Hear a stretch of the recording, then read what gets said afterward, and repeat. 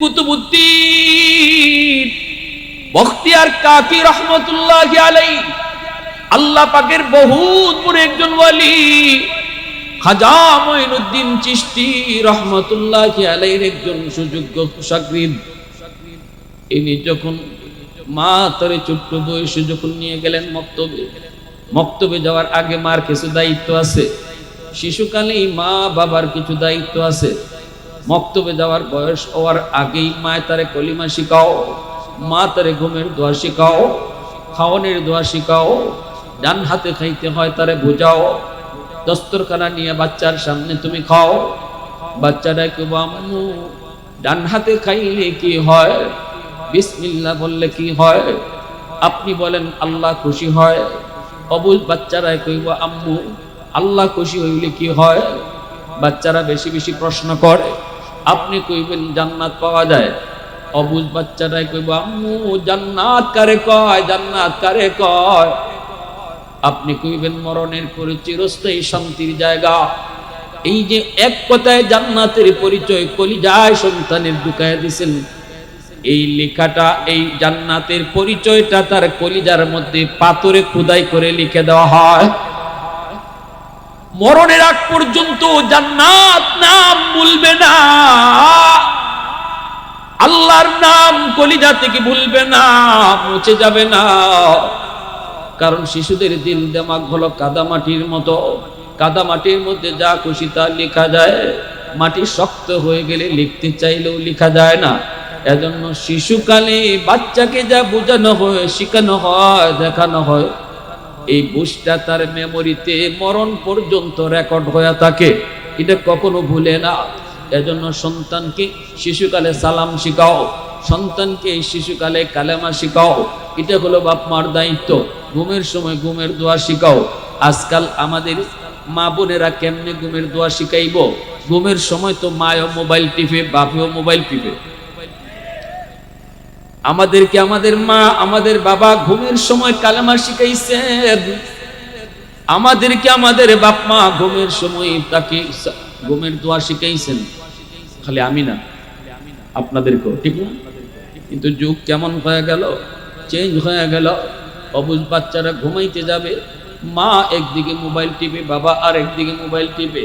বাচ্চা দোয়া শিখবে কার কাছ থেকে, সালাম শিখবে কার কাছ থেকে? এখনো আমার মনে পড়ে, আমার বয়স যখন মাত্র 8 থেকে 9 বছর, এত বুঝিও না। আমার আব্বা একজন জেনারেল শিক্ষিত মানুষ, সরকারি চাকুরিজীবী, বর্তমানে রিটায়ার্ড। আমার আম্মা দুনিয়াতে নেই। আমাদের ফ্যামিলির সবাই জেনারেল শিক্ষিত। ভাই বর্তমানে রানিং একান্ত সচিব, আইন উপদেষ্টা। আমার ভাই, এরপরে ভাইটা আবার আমেরিকাতে ঢাকা ইউনিভার্সিটি থেকে মাস্টার্স কমপ্লিট করে ফ্যামিলি সহ আমেরিকায়। চাচারা সবাই জেনারেল শিক্ষিত, আমার আব্বাও জেনারেল শিক্ষিত। কিন্তু আলেমদেরকে দিল থেকে ভালোবাসেন, মহব্বত করেন। এজন্য যার কলিজার ভিতরে উলামায়ে কেরামের প্রতি মহব্বত থাকবো, আল্লাহ তার আওলাদ থেকে কাউকে না কাউকে আলেম বানাইব। কলিজার ভিতরে মাদ্রাসার প্রতি ভালোবাসা, মহব্বত, উলামায়ে কেরামের প্রতি দরদ, যেই মা যেই বাবার কলিজার ভিতরে তাকবীর যুবক, আল্লাহ তার সন্তানকে হাফেজ বানাইব, আলেম বানাইব। আমার আব্বার পাশেই বসে আব্বার একজন বন্ধু, আমি ছোট মানুষ, এই রুম থেকে ওই রুমে যায় ঢুকছি, আব্বার কাছে এসে ঘেঁষাঘেঁষি করতেছি। আব্বা আমারে বলতেছেন, বাবা সালাম শিখাইলাম, সালাম দিলা না কেন? আমি সাথে সাথে শরম পেয়ে গেছি। শরম পেয়ে বলতেছি আসসালামু আলাইকুম ওয়া রাহমাতুল্লাহ। আঙ্কেল, তো আমার আঙ্কেল যিনি বসা ছিল, ইনি মুচকি হাসি দিয়ে কইতেছে ওয়ালাইকুম আসসালাম ওয়া রাহমাতুল্লাহ, মাথায় হাত দিয়ে কইতেছে বাবা বেঁচে থাকো। কিন্তু আমার আব্বার মন খারাপ। আব্বা বলতেছেন, বাবা তোমার এই সালামটা আমি নিব না, তুমি রুম থেকে বের হও, এই রুম থেকে বের হও, বের হইয়া রুমে আবার ঢুকো, সালাম দিয়ে ঢুকো। রুম থেকে বের করতে বলতেছেন আর সালাম দিয়ে ঢুকতে বলতেছেন। আমার আঙ্কেল বলতেছে, ভাই বাদ দেন, ছোট মানুষ বুঝে না, ভুল করে ফেলছে, শুধরাইছে তো, সালাম তো দিয়ে দিছে। আব্বা তখন বলতেছেন, না ভাই সালামটা যদি এখন নেই তাহলে সারা জীবন মনে থাকবে না। আর যদি রুম থেকে বের করি সালাম দেওয়ায় আবার রুমে ঢুকাই, সারা জীবন নিয়াত থাকবে। ওই যে আমার বাবা ওই দিন আমাকে রুম থেকে বের করেছিলেন, আর আমি আবার সালাম দিয়ে রুমে ঢুকছিলাম, যার কারণে আজকে 35 বছর পরেও সেই সালামের কথা ইয়াদ আছে। বাবা হওয়া সহজ, আদর্শ বাবা হওয়া কঠিন। মা হওয়া সহজ, আদর্শ মা হওয়া কঠিন। ঠিক কিনা? জোরে বলো। প্রশংসা করবো কা? একটু জোরে আওয়াজ দেখো না কা? वहदत की हिफाजत नहीं बेकुव्वत बाजू, वहदत की हिफाजत नहीं बेकुव्वत बाजू, आती नहीं कुछ कमी है अक्ल खुदादार, आती नहीं कुछ कमी है अक्ल खुदादार। ऐ मर्द खुदा तुझको कुव्वत नहीं हासिल, जा बैठ किसी गार में अल्लाह का करिया, ये सच है कि बातिल की तरफदार नहीं हम, गद्दार न समझो हमें गद्दार नहीं हम, गद्दार न समझो हमें गद्दार नहीं हम। मुसलमाনের আওয়াজ এখন আল্লাহু আকবার, আরো জোরে বলি আল্লাহু আকবার। আমার পায়রা বন্ধু, এজন্যই বলতেছিলাম শিশুকালটা মার কাছে থাকে। মার এখানে কিছু শেখানোর বিষয় আছে, বাবারও শিশুকালে বাচ্চাকে কিছু শেখানোর বিষয় আছে। এরপরে তারে তার মক্তবে দাও, এরপরে তারে মাদ্রাসায় দাও, নুরানি বিভাগে দাও। মক্তবে পড়াইলেই বাপমার দায়িত্ব আদায় হবে না। বাপমার দায়িত্ব যদি আদায় করতে হয়, 5টা বৎসর তারে নুরানি মাদ্রাসায় পড়াও, 5টা বৎসরে তার কলিজায় আল্লাহর পরিচয় ঢুকাও, 5 বৎসরে তার কলিজায় নবীর পরিচয় ঢুকাও, 5 বৎসরে তার মুসলমানের সন্তান বানাও। ডাক্তার পরে বানাও, আগে মুসলমানের বাচ্চা বানাও। ঠিক কিনা? জোরা কও। ইঞ্জিনিয়ার পরে বানাও, আগে মুসলমানের বাচ্চা বানাও। কারণ আমার সন্তানের বড় পরিচয় ডাক্তার নয়, সন্তানের বড় পরিচয় হলো সে মুসলমানের সন্তান। এজন্য মুসলমানই সবার আগে শিখাইতে হবে। আদর্শ বাবা হও, খালি বাবা না। আদর্শ মা হও, খালি মা না। আদর্শ বাবা হও, আদর্শ সন্তান আল্লাহ তোমাকে দান করবে। আদর্শ বাবা হও, আদর্শ সন্তান আল্লাহ তোমাকে দান করবে। নবীর দরজা বন্ধ হয়েছে, কিন্তু আব্দুল কাদের জিলানী আসার দরজা আল্লাহ বন্ধ করে নাই। নবীর দরজা বন্ধ হয়েছে, মঈনুদ্দিন চিশতি আসার দরজা আল্লাহ বন্ধ করে নাই। রসুল আসার দরজা বন্ধ, আহমদ শফি আসার দরজা আল্লাহ বন্ধ করে নাই। আদর্শ মা হও, আদর্শ বাবা হও, আজও আল্লাহ তোমার গর্ভ থেকে জিলানীর জন্ম দিবে। আদর্শ বাবা হও, আল্লাহ তোমার গর্ভ থেকে আজও আদর্শ মঈনুদ্দিন চিশতির মতো সন্তান জন্ম দিবে। ঠিক কিনা? জোরে বলো, আরো জোরে বলো ঠিক কিনা? আব্দুল কাদের জিলানীর আব্বা নদীর পারে দাঁড়ায় রয়েছেন। আবু সালে জঙ্গি ফল বাইশা বাইশা যাইতেছে, পেটের ক্ষুধায় ফল খেয়ে ফেলছেন। এইবার চিন্তায় পড়ে গেলেন, হায় আমি কার গাছের ফল খাইলাম, পেটের ক্ষুধায় খেয়ে ফেলেছি। পানিতে ভেসে ভেসে স্রোতের তালে তালে ফল যায়, কিন্তু এই ফলের মালিক তো আমি না, ফলের মালিক তো হলো গাছের মালিক, বাগানের মালিক। আরেকজনের ফল আমি খেয়ে ফেললাম অনুমতি ছাড়া। হায় আমি তো ভুল করেছি, আমি তো গুনার কাম করেছি, কাজ করে ফেলেছি। অশান্তি শুরু হয়ে গেল, পেটের ভিতরে ফল তো আর বের করা যাবে না। এবার মালিক খুঁজতে শুরু করলেন, কোন মালিকের এই ফল। মালিকের কাছ থেকে মাপ নিবেন। কেমন ছিল তার ভিতরে আল্লাহর ভয়। আমরা গাছ থেকে আম পাইলে কাউরে জিগাই না, আম খায়া ফালাই, ঠিক না? তাল গাছ থেকে তাল পড়লে এই তাল যে আগে পায় ওই মালিক। আম গাছ থেকে আম পড়লে যে আগে পায় ওই মালিক। এটা হলো আমাগো ফতোয়া, এটা কিতাবের ফতোয়া না। কিতাবের মাসালা হইল গাছ থেকে ফল পড়লেও ফলের মালিক গাছের মালিকই থাকে। এই ফলটা আপনি গাছের মালিককে নিয়ে দিয়া দিবেন, ফাইলও দিয়া দিতেই। আর গাছের মালিক যদি মানুষের বাচ্চা হয়, এই ফলটা রাখতো না, তোমার এমনি দিয়ে দিব। বলবো বাবারে কত ফল, কতজনে গাছও একটা খাইলো, কেউ কোনোদিন জিগাইলো না। আর তুমি ফইরা গেছে গাছ থেকে ফল, ই আম লইয়াইছো আমার বাড়ি, বাজান তুমি যে খাও, এটা 100% এখন হালাল হইছে, এটা খাইবাই হালাল রক্ত হইব, এটা খাইবাই নামাজ পড়লে মজা লাগবে, আর না জিগাইয়া খাইবাই মসজিদে ঢুকলে খালি গরির কাটার পায় চাইবা। কথা বুঝুন না আমার? আম না জিগাইয়া খাইবাই নিজের মনে কইরা মসজিদে ঢুককে খালি গরির কাটা দেখবাই। টাইম নি হইছে, কয়টা বাজলো, ইমাম সাহেব কই, আয়না কাল লাগি 1 মিনিট দিয়ে পার হয়ে গেছি, হুজুর কই। যে আমরা বাংলাদেশে খুব ভালো চলে, কিন্তু আমরা সৌদি গেলাম, মক্কা মদিনা দেখলাম, কোন মসজিদের ক্যালেন্ডারে নামাজের টাইম নেই, জামাত কয়টায় খারাপে কোনো টাইম নেই। টাইম আছে আজানের টাইম, জোহরের আজান 12:30টায়, আসরের আজান 3টায়, মাগরিব 9টায়, আজানের টাইম আছে, কিন্তু জামাত কয়টায় দাঁড়াবে টাইম নাই। ঘটনা কি? এটা আমার নবীর যুগ থেকে চলে আসছে। এর অর্থ কি? আমি জিজ্ঞেস করেছি ঘটনা কি, নামাজ কয়টায় খারাপ হবে? তখন সাধারণ একজন সৌদি মুসল্লি আমারে কয়, নামাজ কয়টায় খারাপ হবে এটা জানি না, তোমার কি লাভ? তুমি জানবা আজান কখন হবে, আজান হলেই তুমি মসজিদে আসবা। জামাত তো খারাপে যখন ইমাম আসবে তখন। চিন্তা করছেন? ইমাম যখন আসবে তখন জামাত। এটা 5 মিনিট পরেও হইতে পারে, আজানের 10 মিনিট পরেও হইতে পারে, 20 মিনিট পরেও হইতে পারে, কোনো আওয়াজ চলে না। এটা আমার রাসূলের যুগ থেকে এই সুন্নত মক্কা মদিনা জারি। আর আমাদের দেশে হইলে উপায় আছে?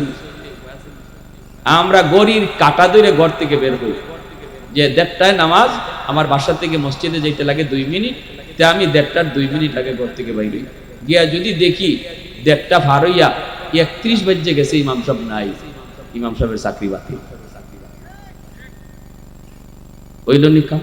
কেন? মসজিদের ভিতরে আপনার এত অশান্তি লাগে কেন? অশান্তি লাগবে কেন? একটু খুঁজে দেখো জীবনে কয়জনের গাছের আম খাইছো না জীবনে?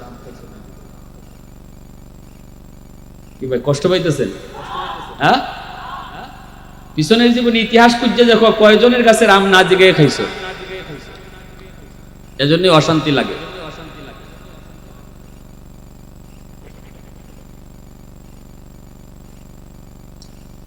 আব্দুল কাদের জিলানী রহমতুল্লাহ আলাইহির আব্বা,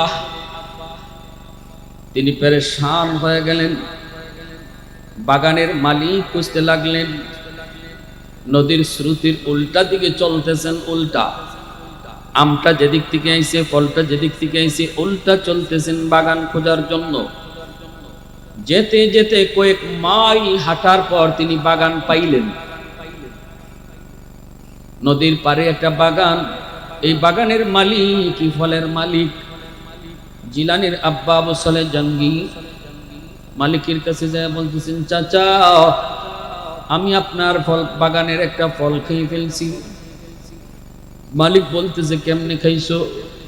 কয় মনে হয় নদীতে পড়ছে, পানিতে ভাইসে ভাইসে যাইতেছিল। কত দূর? কই এখান থেকে প্রায় 2-2.5 মাইল দূর। আমি নদীর পারে বসেছিলাম, পেটে ক্ষুধা ক্ষুধা, ফলটা দেখে আমি ক্ষুধার যন্ত্রণায় ফলটা খেয়ে ফেলেছি। এরপরে আমার বুঝ হয়েছে আমি তো আমার নিজের জিনিস খাই নাই, আমি তো আপনার গাছের ফল খাইছি, অথচ অনুমতি নেই নেই। কিয়ামতের ময়দানে আল্লাহ যদি আমাকে জিজ্ঞেস করে কার জিনিস তুমি খাইছো, জবাব দেওয়ার কোনো উপায় নাই। চাচা, ও চাচা, মাফ করে দেন, মাফ করে দেন, আমি আপনার কাছ থেকে মাফ নিতে আইছি, অথবা আপনি ফলের দাম যদি চান বলেন, আমি দাম দিয়ে দিব। বাগানের মালিক অবাক হয়ে গেলেন, হায় হায়, তিনিও বহুত বড় বুজুর্গ, বহুত বড় আল্লাহওয়ালা, বাগানের মালিকও বহুত বড় আল্লাহওয়ালা।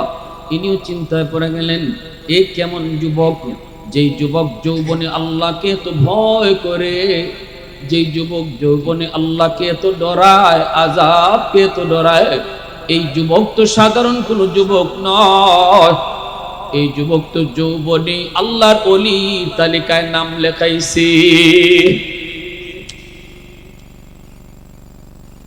এ আল্লাহর গোলাম, একটু খেয়াল করে শুনো, আল্লাহর ওলি হওয়ার বয়স হলো যৌবন কাল।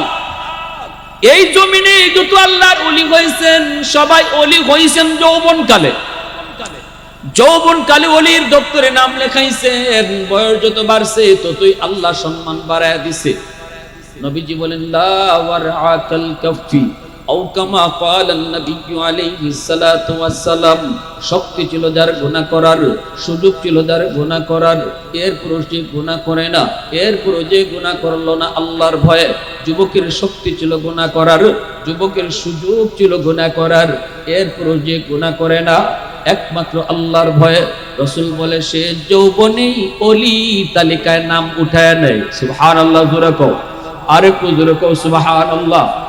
বৃদ্ধ মানুষের, হাজার বৃদ্ধ মানুষের সেজদা যদি এক পাল্লায় রেখে দেওয়া হয় যুবক, আর একজন যুবকের যৌবনের সেজদা যদি এক পাল্লায় রেখে দেওয়া হয়, যুবকের সেজদার পাল্লা ভারী হয়ে যাবে, যুবকের সেজদার পাল্লা ভারী হয়ে যাবে। এজন্যই যৌবন কালটারে বড় দাম দিও। কিয়ামতের ময়দানে আল্লাহ পাক হায়াতের হিসাব নিবেন, যৌবনের হিসাবটা আল্লাহ আলাদা নিবেন। আন আমরিহি ফিমা আফনাহু, জীবনের ভিতরে যৌবন আছে, এরপর আল্লাহ আবার যৌবন কালটারে আলাদা হিসাব নিবেন। ওয়ান শাবাবিহি ফিমা আবলাহু, যৌবন কোন পথে ব্যয় করেছো, যৌবন কোন কাজে কাটাইছো, আল্লাহ আলাদা হিসাব নিবেন। এজন্যই যেই যুবক যৌবনে আল্লাহর গোলামি করে, যেই যুবক যৌবনে আল্লাহ পাককে ভয় করে, যেই যুবক যৌবনে বাপ মার সেবা করে, যেই যুবক যৌবনে উলামায়ে কেরামকে তাজিম করে, যেই যুবক যৌবনে মসজিদে যায়, যেই যুবক যৌবনে মাথায় টুপি রাখে, মুখে নবীর সুন্নত দাঁড়িয়ে রাখে, দিলের ভিতরে আল্লাহর প্রেম জমায় রাখে, এই যুবককে হাসরের মাঠে আল্লাহ পাক তার আরশের ছায়ার নিচে মেহমান বানায়। সাবআতু ইযিল্লুহুমুল্লাহু ফি যিল্লিহি ইয়াওমা লা যিল্লা ইল্লা যিল্লুহু, ইমামুন আদিল ওয়া রাজুলুন শাবুন নাশাআ ফি ইবাদাতি রাব্বিহি। যেই যুবক যৌবনে আল্লাহকে ডরায়, এই যুবককে আল্লাহ হাসরের মাঠে আরশের ছায়ার নিচে স্পেশাল মেহমান বানায়। প্রশংসা করব কার? হয় নাই, আরো জোরে কার? আলহামদুলিমান কদ্দারা খাইরান ওয়া কাবালা, আলহামদুলিমান কদ্দারা খাইরান ওয়া কাবালা, ওয়া শুকরু লিমান সাওয়ারা হুসনান ওয়া জামালা। ফারদুন সামাদুন আন সিফাতিন খালকি বারিউন, রব্বুন আযালিয়্যুন খালাকাল খালকা কামালা। লা জিদ্দা ওয়ালা নিদ্দা ওয়ালা হাদ্দা লিমাওলা, আল আনা কামা কানা ওয়ালাম ইয়ালকা যাওয়ালা, আল আনা কামা কানা ওয়ালাম ইয়ালকা যাওয়ালা। মুসলমানের আওয়াজ এখন আল্লাহু আকবার। জিলানীর আব্বা বলছিলেন যৌবনকালী তিনি যখন চলে গেলেন মালিকের কাছে, বাগানের মালিক বুঝে গেছে এ তো সাধারণ কোন যুবক নয়, এই যুবক তো যৌবনী আল্লাহর ওলি। এমন একজন যুবককে হাতছাড়া করা যায় না। আমার মেয়েটাও তো বড় দিনদার, এই বাগানের মালিকের মেয়েটাও বড় যুবতী, রূপসী সুন্দরী, কিন্তু আল্লাহ ভীতু। এই যুবতী মেয়েটাও যৌবনে অলির খাতায় নাম লেখাইছে। বাগানের মালিক এইবার চিন্তায় পড়ে গেলেন, এই ছেলে হাতছাড়া করা যায় না। বাবা তুমি এখানে একটু বসো, আমি ভিতর থেকে আসি। ভিতরে যাইয়া বিবির সাথে পরামর্শ করতেছে, বিবি গো, আমাদের আল্লাহ পাক একটা নেককার মেয়ে দিছে, আমার মেয়েটা বড় দিনদার, বড় নেককার, বড় আল্লাহওয়ালি। মেয়েটার জন্য উপযুক্ত একটা পাত্র খুঁজতেছি, তুমিও খুঁজতেছো। সর্বদা আল্লাহর কাছে দোয়া করি, তুমিও কান্দো আমিও কান্দি, আল্লাহর কাছে কান্নাকাটি করি উপযুক্ত পাত্রের জন্য। আল্লাহ পাক পাত্র আমাদের ঘরে পাঠায় দিছে। আল্লাহ পাক পাত্র চাওয়ার মতো চাইলে আল্লাহ পাঠায় দেয়, ঠিক কিনা জোরে বলো? আল্লাহর কাছে চাওয়ার মতো চাইলে আল্লাহ পাঠায় দেয়। কেমনে পাঠায় দিছে? যে বলতেছি বিবি আল্লাহ পাত্র পাঠায় দিছে। কেমনে? কয় এমনে। বিবি সাহেব কয় সারণ যাবে না, হাতছাড়া করা যে বাইফারও আটকাও। বাগানের মালিক এসে বলতেছে, যুবক নাম কি? কই আবু সালেহ জঙ্গি। এ যুবক, মাফ করতে পারবো না। না না, যে অন্যায় তুমি করছো এই অন্যায়ের কখনো মাফ হয় না, এটা কখনো মাফ করার যোগ্য না, বদলাও নিমু না। তবে এক শর্তে তোমারে মাফ করতে পারি। কই কি সেই শর্ত? কই শর্ত হলো, যদি আমার একটা মেয়ে আছে উপযুক্ত, আমার মেয়েটাকে যদি তুমি বিয়ে করো তাহলে তোমাকে মাফ করতে পারি। আবু সালেহ জঙ্গি কয়, আমি রাজি আছি। বাগানের মালিক কয়, খালি রাজি হইলে হইতো না, সমস্যা আছে। কি? আমার মেয়েটা কালো, জমের কালো, চেহারা সুরতের কোনো ডক নাই। আবু সালেহ জঙ্গি কয়, আমি তাতেও রাজি। বাগানের মালিক বলতেছেন, না বাবা, এতটুকুই শেষ না, আমার মেয়েটা কিন্তু চোখে দেখে না, অন্ধ।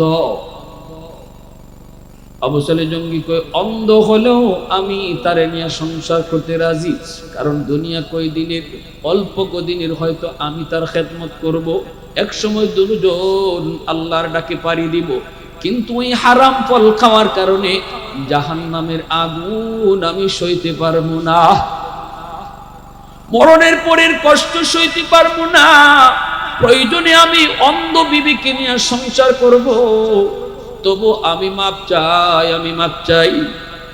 বাগানের মালিক কই, বাবা আরো সমস্যা আছে। কই কি? আমার মেয়েটা কিন্তু কথা বলতে পারে না। আবু সালেহ জঙ্গি কই, আমি তাতেও রাজি। বাবা আরো সমস্যা আছে, মেয়েটা কিন্তু হাঁটতে পারে না। লোলা কয়, তাতেও আমি রাজি। এই আমার ভাইরা, কও দেখি নরসিংদীর এমন কেউ আসুনি এত কিছু সমস্যা জানার পরে কেউ বিয়া করবাই? মনে মনে কইবে না, আমি বিয়া করবো না বিয়া বইমু, ঠিক না নি? কিন্তু উনি কয় রাজি। কেন? জাহান্নামের আগুনের ভয়ে। সুবহানাল্লাহ। দুনিয়ার এই কষ্ট, অল্পদিন তারে নিয়ে সংসার করব, হয়তো আমার কষ্ট হবে, এটা বেশি কষ্ট না, তবুও জাহান্নামের আগুনের কষ্ট আমি সইতে পারবো না। একটা কবিরা গুনার শাস্তি হবে নিম্নে 7,000 বছর জাহান্নামের আগুনে জ্বলা, আমি পারবো না। এই ভয়টা ঢুকছে, এজন্য আমি রাজি। বাগানের মালিক কই, ঠিক আছে বাবা, তাহলে যাও, বিয়ার সাথে হয়ে যাক। হয়ে গেল বিয়া। তিনি বার বাসর করে ঢুকছেন। বাগানের মালিকের উদ্দেশ্য ছিল, ওনার শ্বশুরের উদ্দেশ্য হলো, দেখি কেমন আল্লাহর ভয় অন্তরে আছে, এত সমস্যা হওয়ার পরেও আমার মেয়েকে বিয়ে করতে রাজি হয় কি না। জাহান্নামের আগুনের ভয় যদি তার অন্তরের ভিতরে থাকে, দুনিয়ার এই সমস্যাই মনে করবে না। একটু পরীক্ষা করার জন্য এত কিছু বলছেন, মূলত তার মেয়ের এমন কোনো সমস্যা নাই। আবু সালেহ জঙ্গি বাসর ঘরে ঢুকলেন। ঢুকেই দেখেন বাসর ঘরে এত সুন্দর রূপসী একজন কুমারী মেয়ে বসা, তার রূপে যেন পুরা ঘরটা ঝলমল করে। ঢোকা মাত্রই তার দিকে তাকাইয়া মুস্কি হাসি দিয়া কয়, আসসালামু আলাইকুম ওয়া রাহমাতুল্লাহ।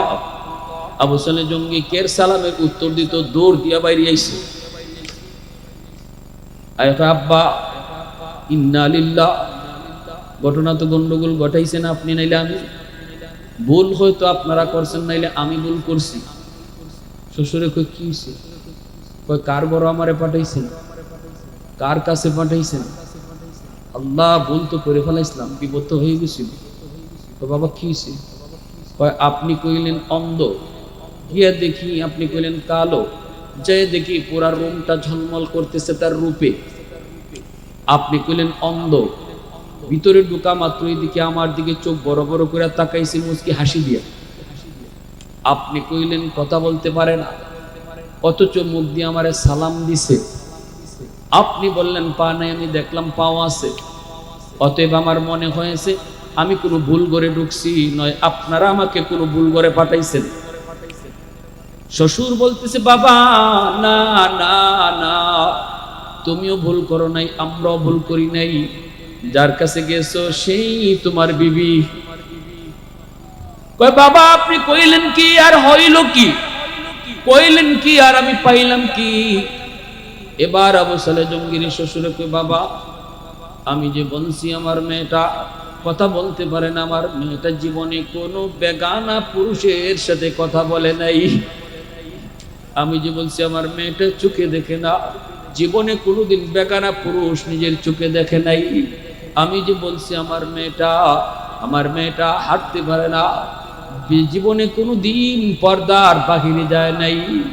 এজন্য বলছি এমন ভাইরা বন্ধুরা এবার বলেন, এমন মা এমন বাবার গর্ভ থেকেই আল্লাহ পাক জগৎ বিখ্যাত অলি, অলিদের অলি সুলতানুল আরিফিন বড় পীর আব্দুল কাদের জিলানীর জন্ম দিয়েছে।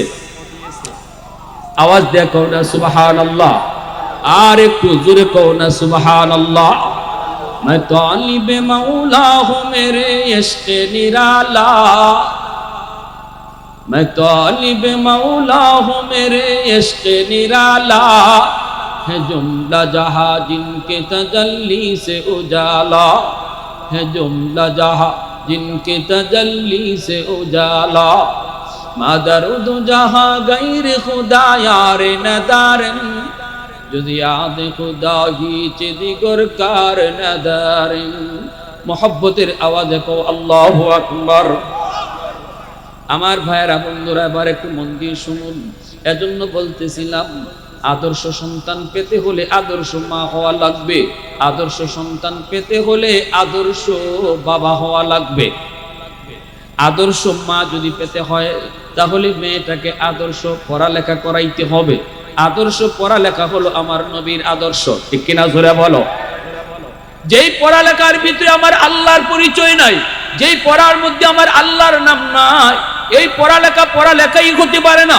এটা আদর্শের কোনো পড়ালেখাই হতে পারে না। আল্লাহর পরিচয়, আল্লাহর নাম যেই পড়ার ভিতরে নাই, এর দ্বারা আদর্শ তৈরি হয় না।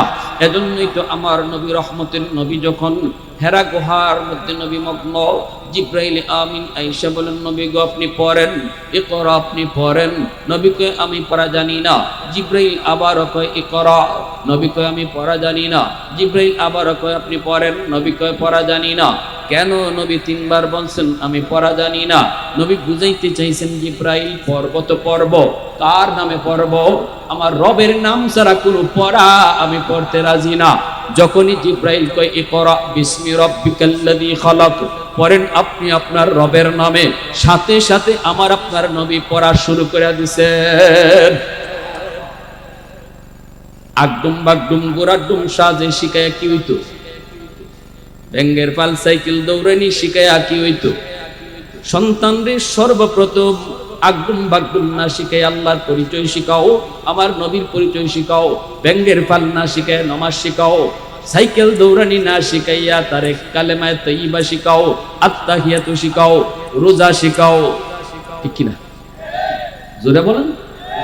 এজন্য আমরা উলামায়ে কেরাম মাদ্রাসার নুরানি বিভাগে স্কুলের সমমানের অঙ্ক ইংরেজি সিলেবাসে ঢুকাইছি, শুধু আপনাদের কথা চিন্তা কইরা। শিশু বাচ্চাটারে আপনি মাদ্রাসায় দেন, মুসলমানের বাচ্চার পড়ালেখা শুরু হবে আল্লাহর নাম লইয়া, মুসলমানের বাচ্চার পড়ালেখা শুরু হবে আল্লাহর পরিচয় দিয়া, মুসলমানের সন্তানের পড়ালেখা শুরু হবে আখিরাতের পরিচয় নিয়া। এ জীবন জীবন নয়, মরণের পরের জীবনটাই আসল জীবন। এই থিওরি তার কলিজায় থাকবে। যদি ডাক্তার হয় আদর্শ ডাক্তার হবে, ইঞ্জিনিয়ার যদি হয় আদর্শ ইঞ্জিনিয়ার হবে। কারণ দিলের ভিতরে আল্লাহর ভয় শিশুকালেই বাপ মায় ঢুকাইয়া দিছে। 1 বছর 2 বছর না, 5 বছর মাদ্রাসায় পড়ায়। খালি মক্তবে পড়াইয়া এই জিম্মাদারি আদায় হয় না। মক্তবে 1 ঘন্টা পড়াইলে পরে বাপ মার জিম্মাদারি আদায় হবে না, সন্তান মুসলমানই শিখবে না। লিখে দিলাম হয় না এটা। 1 ঘন্টা মক্তবের হুজুরে পড়াইলেন, পড়া দিবেন কখন নিবেন কখন? একজন হুজুর 200 ছাত্র, এই 200 ছাত্ররে পড়া দেওয়া বাদ, খালি 200 জনে মারামারি কিলাকিলি ঘুষাঘুষি যে বক্তব্য করে, এই বিচার করতেই তো 1 ঘন্টা যায়। পড়া কোন সময়? অনেক মারা আছে ছোট বাচ্চা ডিস্টার্ব করে, এটারে বক্তব্য পাঠাই দেয়, যা জ্বালানি জ্বালাগে হুজুর। মা এই বাচ্চার কারণে রাঁধতে পারে না, রান্না বান্নার ডিস্টার্ব হয়, হুজুরে গে জ্বালা। হুজুর তো এই জ্বালা নিয়ে আছে, হুজুর ভরাই কখন নিব কখন। এজন্য বলি ভাই, গোড়ায় গন্ডগোল। আমরা গন্ডগোল লাগাইছি কোনানো, আর ওষুধ দেই কোথায়? আগুন লাগছে শেরপুর, পানি দেই ফরিদপুর, ওই বইটা গন্ডগোল লাগাই রাখছি আমি গরো। শিশুকালে আমার বাচ্চারে আমি উল্টাপাল্টা চালাইছি, আমি আল্লাহর মর্জি মতো চালাই নাই। সন্তান যে আমার কাছে আল্লাহর পক্ষ থেকে আমানত, এই জিনিসটা ভুলে গেছি। আমি আমার মর্জি মতো সন্তানকে চালাইছি। অনেক বাবা আছে ছোট মেয়েটারে হাফ প্যান্ট পরাইয়া গোড়ায়, গেঞ্জি পরাইয়া গোড়ায়। আমি কইলাম ভাই আপনি নামাজ কালাম পড়েন, মেয়েটারে এই বাইনে বাইরেছেন, বুঝে। আমি বলি যে বাপে আর যে মা অবুঝ বাচ্চারে কয় বুঝে না, রসুল বলছেন এই বাপ মায় বুঝে না, বাচ্চায় ঠিকই বুঝে। এজন্য আল্লাহ রসুল বলছে দুধের বাচ্চার সামনে ও স্বামী স্ত্রীর গোপন সম্পর্ক যেটা, এটা নিষেধ করেছেন রসুল। কেন? দুধের বাচ্চা বুঝে না, অসুবিধা কি? আল্লাহ রসুল বুঝাই গেছেন বুঝে। দুধের বাচ্চায়ও যা দেখতেছে, কথা বলতে পারে না, কিন্তু চোখ দিয়ে যেটা দেখবে এটা ভিডিও আকারে তার মেমোরিতে রেকর্ড হয়ে থাকবে, এই সিনারিটা রেকর্ড হয়ে থাকবে। আর এই সন্তান বেহায়া বানানোর জন্য আমি মা দায়ী, বাবা দায়ী। তার হায়া শরম নষ্ট করার জন্য আমি বাপ দায়ী, মা দায়ী। আমি যে ছেলেটারে নিয়ে মেয়েটারে নিয়ে টেলিভিশন নাচ দেখতেছি, এই নাচ দেখতেছি, আমি মনে করতেছি দুধের বাচ্চা বুঝে না, দুধের বাচ্চা বুঝে না, দুধের বাচ্চা। এই নাচ দেখানোর যে চিত্রটা, এটা তার মেমোরিতে রেকর্ড হইতেছে, তার হায়া নষ্ট হইতেছে। সে তো এইভাবে আসে নাই, সে তো এরকম বেহায়া হয়ে আসে নাই, সে তো আব্দুল কাদের জিলানির মতো হায়া শরম নিয়ে দুনিয়া আসছে, সে মঈনুদ্দিন চিশতির মতো হায়া শরম নিয়ে দুনিয়াতে আসছে। এটা আমার রাসূল বলছেন, কুল্লু মাউলুদিন ইউলাদু আলাল ফিতরা, ফিতরতের উপরে এই সমস্ত সন্তান দুনিয়া আসে। আমি মার ভুল সিদ্ধান্ত, আমি বাবার ভুল সিদ্ধান্তের কারণে আমার সন্তানের ভবিষ্যৎ অন্ধকার হয়েছে। এজন্যই মা দিনদার হওয়া এত জরুরি।